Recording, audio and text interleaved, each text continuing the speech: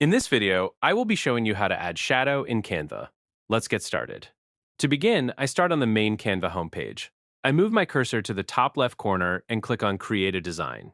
This opens a drop-down menu with various design templates.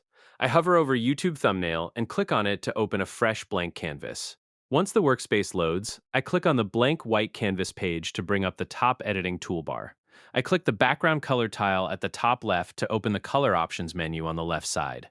I try out a few solid colors like yellow and orange, then click on the custom color picker icon to fine-tune the palette. I adjust the color selector until I get a warm peach tone that serves as our background.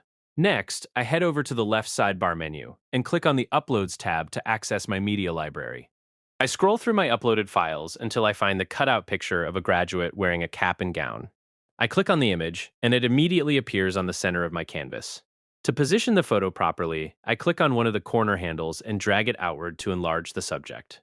I then drag the image across the page until the purple alignment guidelines pop up, helping me center the photo neatly. With the image selected, I click on Edit in the top toolbar to open the image editing panel on the left side. I scroll down past the tools and filters until I reach the Shadows section. Canva provides several shadow styles, so I test them out to see how they look on the subject.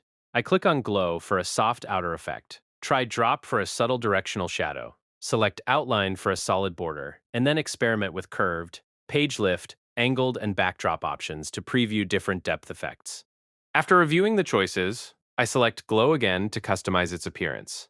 I open the shadow color picker to test different hues, then adjust the sliders below, fine-tuning the blur amount, modifying the size, and adjusting the intensity slider until the glowing shadow around the subject looks clean and balanced.